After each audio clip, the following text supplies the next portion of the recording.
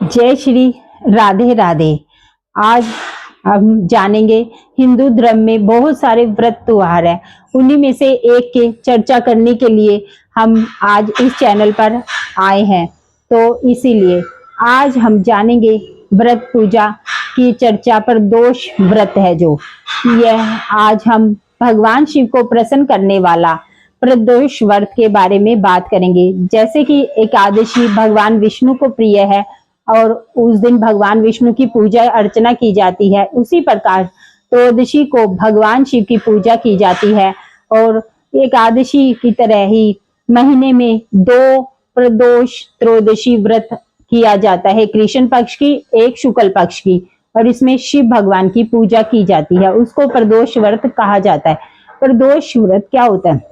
प्रदोष का मतलब ये होता है जब संध्या का समय जा रहा हो और दोपहर का समय जा रहा हो, उसके बीच का जो समय होता है उसको प्रदोष व्रत बोला जाता है। उसी दिन उसी समय भगवान शिव की पूजा होती है। इसका विधान क्या है, इसका फल क्या है, इसकी विधि क्या है, इसके बारे में जानते हैं। तो पौराणिक कथाओं के अनुसार जब भगवान शिव ने चंद्र को क्षय रोग से मुक्ति दिलाई थी, उस दिन त्रयोदशी थी।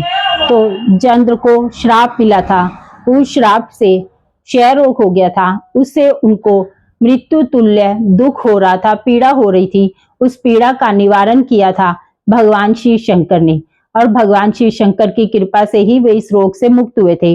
इसीलिए त्रयोदशी के दिन व्रत किया जाता है, भगवान शिव की आराधना की जाती है और उनको उस दिन प्रसन्न किया जाता है। प्रदोष व्रत को लेकर पौराणिक तथ्य भी सामने आते हैं। उनके अनुसार कहा जाता है जब चारों तरफ अधर्म होता है, अनाचार का अनादिकाल होगा, दुष्ट शक्तियां प्रभावी हो जाएगी और स्वार्थ की भावना से मनुष्य काम करेगा, उस समय भगवान शंकर की पूजा आराधना करेगा, वह संसार से मुक्त हो जाएगा। इसलिए कहा जाता है त्रयोदशी व्रत हमेशा तन पाके रहे कलेशा। इसी लाइन को लेकर ये व्रत बताया गया है, जिसे हम प्रदोष व्रत कहते हैं। एकादशी से अलग त्रयोदशी करने वाले को लोग होते हैं, वो जो नियम होते हैं थोड़े अलग होते हैं। त्रयोदशी है वो सोमवार को, मंगलवार को, बुधवार को, बृहस्पति, शुक्र, शनि, किसी रविवार, किसी भी दिन पड़ सकती है। जिस दिन जिस वार को वो व्रत पड़ता है उसका नाम अलग होता है। उसी नाम के अनुसार दिन तारीख पढ़ने के अनुसार ही उसका फल मिलता है। तो रविवार को पढ़ने वाले प्रदोष को आयुर्वेद के लिए अच्छे स्वास्थ्य के लिए माना जाता है। सोमवार को पढ़ने वाले को सूर्य प्रदोष कहा जाता है, ये अच्छे स्वास्थ्य के साथ साथ इच्छाओं की पूर्ति के लिए किया जाता है। मंगलवार को पढ़ने वाला प्रदोष व्रत बहु प्रदोष कहा जाता है, ये अच्छे स्वास्थ्य के लिए और असाध्य रोगों से मुक्ति के लिए किया जाता है। बुधवार को पढ़ने वाले प्रदोष व्रत को सौम्य व्रत कहा जाता है, ये अलौकिक पूर्ति के लिए किया जाता है। गुरुवार यानी पढ़ने वाले, बृहस्पतिवार को पढ़ने वाले को गुरुवार प्रदोष को, और इससे दुश्मनों का नाश होता है। शुक्रवार को जो पढ़ता है उसे सौभाग्य की प्राप्ति होती है और दाम्पत्य जीवन अच्छा रहता है। शनिवार को पढ़ने वाले प्रदोष व्रत को शनि प्रदोष व्रत कहा जाता है, इससे पुत्र की प्राप्ति होती है। कहा जाता है कि 11 प्रदोष व्रत कर लेता है तो उसे मनोकामना पूरी होती है और अच्छा सुंदर पुत्र पैदा होता है।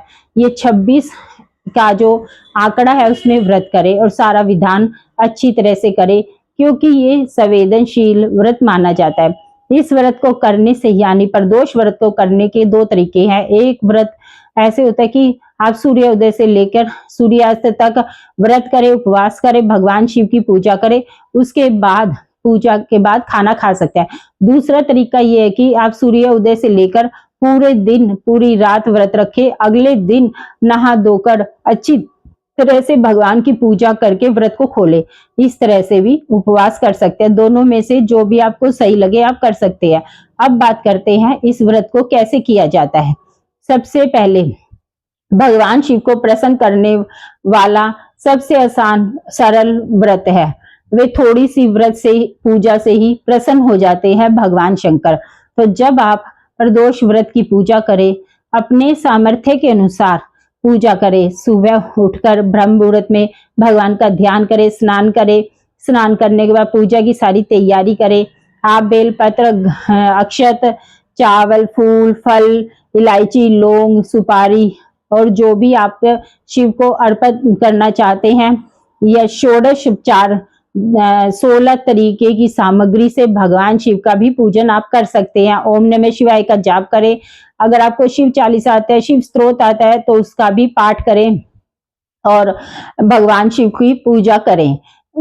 इस प्रकार प्रदोष व्रत में आप किसी को शिव जी की प्रतिमा भी भेंट कर सकते हैं, या फिर स्वयं शिव जी को ही आप कोई चीज भेंट कर सकते हैं, उपहार में दे सकते हैं, और इससे जो आपके व्रत का फल है वो कई गुना बढ़ जाएगा।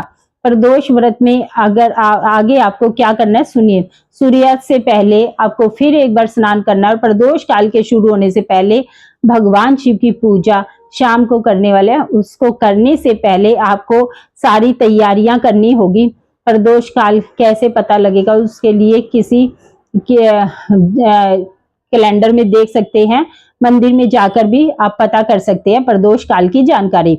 आपको किसी भी तरह से पूजा करे, भगवान को प्रसन्न करे, आरतियां करे, चालीसा करे, स्तोत्र करे, ओम नमः शिवाय का जाप करे।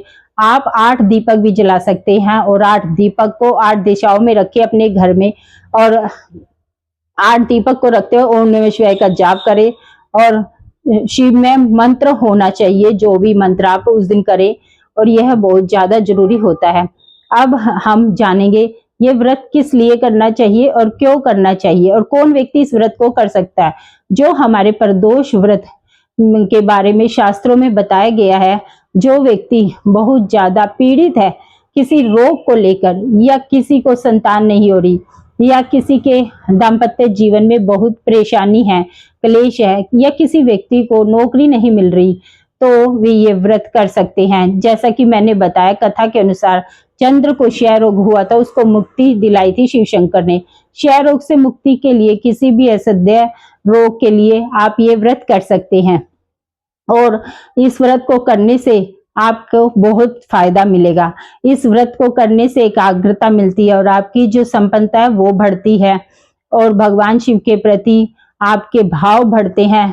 और इस व्रत को लेकर आपके क्या विचार हैं, आप क्या कुछ कहना चाहते हैं, या आप कुछ जानते हैं, तो कमेंट बॉक्स में लिखकर आप जरूर बताइएगा, क्योंकि ज्ञान बांटने से बढ़ता है। शिव शंकर एक ऐसे भगवान हैं जिनके पास आप जाकर अगर हाथ भी जोड़ देते हैं तो वो बहुत जल्दी प्रसन्न हो जाते हैं। शिव शंकर के लिए एक कहावत भी है कि शिव शंकर तो ऐसे हैं, किसी भक्त को एक बार तपस्या कर रहे थे तो शिव शंकर ने उनको वरदान दे दिया कि जिसके सिर पर वो हाथ रख देंगे और वो भस्म हो जाएगा। तो वो भगत ऐसा था, उसने सोचा कि मैं देखता हूं कि ये सच है कि झूठ है, तो उसने शिव शंकर के ऊपर ही हाथ रखने की कोशिश करी। शिव शंकर को ही सोचा पहले इन पर ही अपने उस वरदान का जो मुझे मिला है इस्तेमाल करता हूँ। शिव शंकर डर गए और वे भगवान विष्णु के पास गए, तब भगवान विष्णु ने उन्हें बचाया।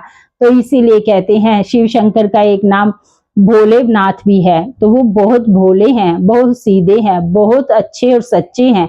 अगर आप एक लोटा जल चढ़ाएंगे और सच्चे मन से करेंगे तो वो आपकी मनोकामना जरूर पूरी करेंगे भक्तों। इसीलिए प्रदोष के व्रत की आपको बहुत बहुत शुभ मंगल बधाई, और आप सबके जीवन में मंगलमय हो, आपके जीवन में सुख शांति बनी रहे, यही मेरी प्रार्थना है। और आपको अगर मेरी वीडियो अच्छी लगे तो ज़्यादा से ज़्यादा शेयर कीजिएगा, क्योंकि जितना आप शेयर करेंगे उतना ही ज़्यादा सनातन धर्म बढ़ेगा, और उसी को बढ़ाना हमें चाहिए। धन्यवाद।